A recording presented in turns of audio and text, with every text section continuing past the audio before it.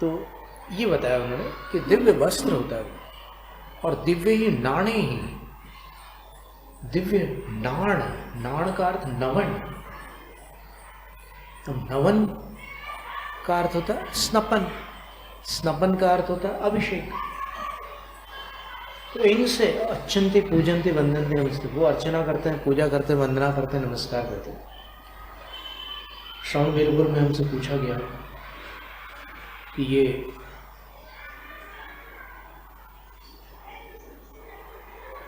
दिव्य स्नपन है तो ये क्या है दिव्य स्नपन? तो हमने कहा कि मनोहर अभिषेक है, और क्या है, कैसे? हमने बोला जैसे आचार्य कुंद स्वामी ने लिखा है वैसे। क्या लिखा है उन्होंने? दिव्य ही नाणे ही, उन्होंने नाणे ही बहुवचन लिखा है। तो अगर अभिषेक एक प्रकार का हो तो फिर बहुवचन का प्रयोग कैसे कर सकते हैं? तो कुंद आचार्य के वचनों से यह प्रमाणित होता है कि अभिषेक एक प्रकार का नहीं होता, अभिषेक विविध प्रकार के होते हैं।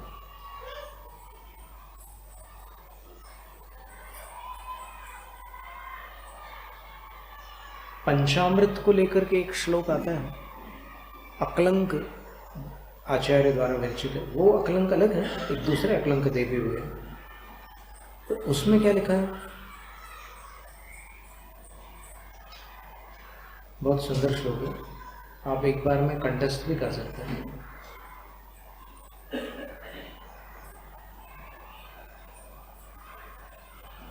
प्रतिष्ठा शास्त्र में अकलंक देव लिखते हैं, निरंतर रसश्चैव गोरसत्रितयं तथा पंचामृतमिति प्रोक्तं जिन स्नपन कर्मणि। जिनेंद्र भगवान के अभिषेक क्रिया में ये पंचामृत कहे गए हैं। कौन से पंचामृत? अब इसमें हम 13 पंथ 20 पंथ से निरपेक्ष होकर जो श्लोक लिखा है वो मात्र आपके सामने रख रहे हैं, फिर जिसको जो करना है उसकी मर्जी। नीरम, 5 अमृतों में से पहला अमृत है नीर। नीर का अर्थ पानी, जल। दूसरा है तरुरस। तरुरस का अर्थ होता है वनस्पतियों के रस। ठीक है, वनस्पतियों के रस में क्या क्या आ जाएंगे? अभी कुछ लोग जो है वो गिनती लगाते हैं कि देखो ये 17 अभिषेक हो गए, ये 22 हो गए, ये 28 हो गए। भले मानुष गिनती सीखो पहले। जैसे साधु के आहार में बताया कि 32 ग्रास आहार हो साधु, तो कुछ लोग वो 32 अंजलि गिनते हैं, 1 2 3 4 ऐसे गिनती लगाते हैं। ये काहे के साधु हुए, 32 से ज़्यादा ले लिया। अरे भले मानुष, विद्वान पुरुष, अगर तूने शास्त्र पढ़े ही हैं तो ढंग से पढ़ लेना। चतुराई से कोई लाभ नहीं होता। ग्रास की परिभाषा देख क्या लिखा है शास्त्र में। तो मूलाचार ग्रंथ में मिलेगा कि 1000 चावल के दानों का 1 ग्रास होता है, और ऐसे 32,000 चावल के दानों का चक्रवर्ती का भोजन होता है। कोई आज खा करके बता दे, जो मुनियों पर उंगली उठा रहे हैं, खाकर बता दे उतना आहार।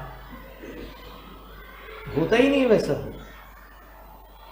और चक्रवर्ती की जो पटरानी होती है, भरत चक्रवर्ती की पटरानी सुभद्रा थी, तो उनका आहार 28 ग्रास होता है, चक्रवर्ती से 4 ग्रास कम होता है। तो ये मनुष्य का और उनकी जो नारी होती है उनका पूर्ण आहार है। तो वो गिनती नहीं लगाना, और वो अभिषेक में जो डाल रहे हैं उसके एक एक काउंटिंग नहीं करना। क्या लिखा है? 5 अमृत कौन से हैं? तो बोले नीरम, एक तो पानी है, शुद्ध पानी है।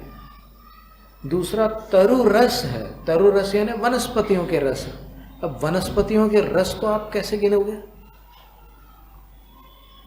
कितने भेद हो जाएंगे वनस्पति के रस के।